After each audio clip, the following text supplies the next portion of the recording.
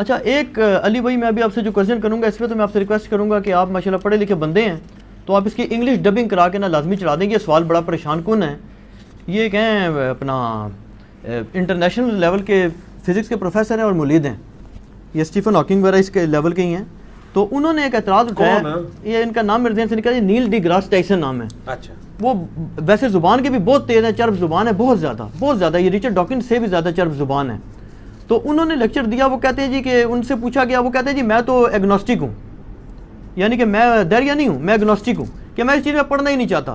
انہوں نے کہا لیکن بہرحال جی انہوں نے کہا جی آپ کیوں نہیں خدا کو مان لیتے؟ انہوں نے کہا جی میں خدا کو کیسے مان لوں کہ جو خدا کے بارے میں تصور کوئی بھی مذہب ہو, اسلام پہ نہیں اٹیک کیا انہوں نے کہا جی کوئی بھی مذہب ہو, ان کی دو تو باتیں ہیں نا, ایک یہ ہے وہ کہیں گے جی خدا جو ہے وہ آل نوئنگ ہے, دوسرا یہ ہے کہ لونگ ہے, تیسرا یہ ہے کہ مرسیفل ہے اور وہ ساری خوبیاں ہیں.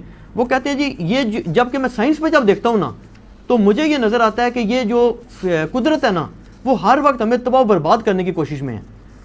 کیٹاسٹرافیز آ رہی ہیں, ولکینوز آ رہی ہیں, وہ کہتے ہیں جی ایک سے بچ گئے تو بیماریاں آ رہی ہیں, ایپیڈیمکس آ رہی ہیں, بچے ڈسیبلڈ پیدا ہو رہے ہیں جن کا کوئی قصور نہیں. وہ کہتے ہیں جی اس کا جواب جب میں کسی بھی مذہب کے پیروکاروں سے مانگتا ہوں نا تو وہ ظاہر ہے وہ عیسائیوں سے مانگتے ہوں گے, تو وہ مجھے کہتے ہیں جی کہ اس کا جواب یہ ہے کہ خدا کی اس میں ضرور کوئی مصلحت ہوگی. تو کہتے ہیں میں ان کو پھر یہ جواب دے دوں کہ پھر آپ یہ نہ کہیں کہ آپ خدا کو جانتے ہیں, آپ یہ کہیں کہ یار God works in mysterious ways we do not even نو.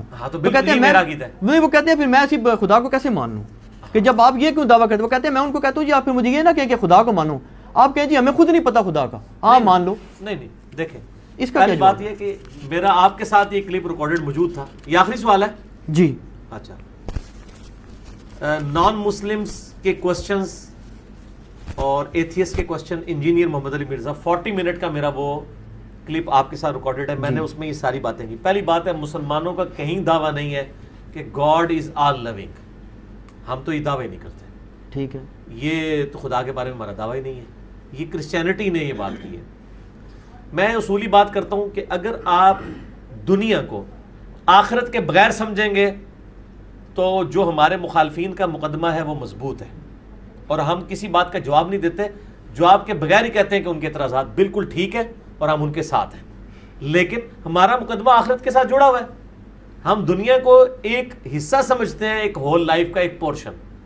آخرت کے ساتھ جب اس کو میچ کریں گے تو بالکل فٹ ان ہے کہ اللہ تعالیٰ بغیر آزمائش کے کس طرح کسی کو جانچے, اور اگر بغیر آزمائش کے اپنے علم کی بنیاد پہ جانچ کے پھینک دے تو آپ نے گلا کرنا ہے کہ یا اللہ منو ایک بار موقع تو دینا تکتا میں کہنا نیک سا.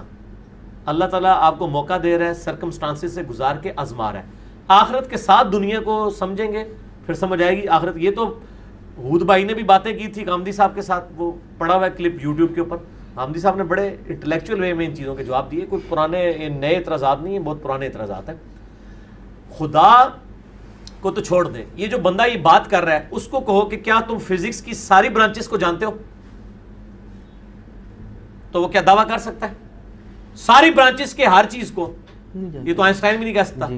تو کیا اس کی بنیاد پہ اس نے فزکس کے ایز اے علم ہونے کا انکار کر دیا, اس سبجیکٹ کا انکار کر دیا؟ وہ کہے گا سبجیکٹ کو میں مانتا ہوں, میری ایکسپرٹیز اتنی تک ہے.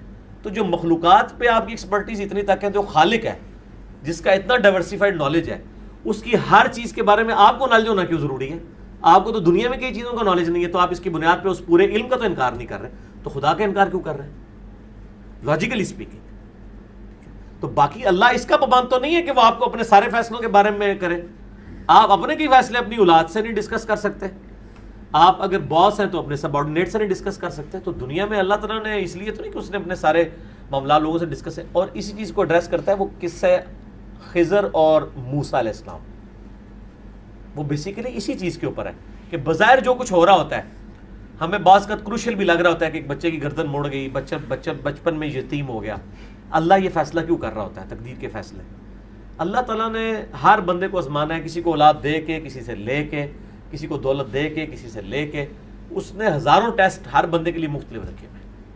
ٹھیک ہے, دنیا میں کتنے نیک انسان ہیں جو قتل ہو گئے ہیں, اور کتنے بدماش ہیں جو اس طرح زندگی گزارتے رہے. اگر آخرت نہ ہو تو واقعی ان کا اعتراض ٹھیک ہے, یہ تو بڑا ظلم کا نظام ہے.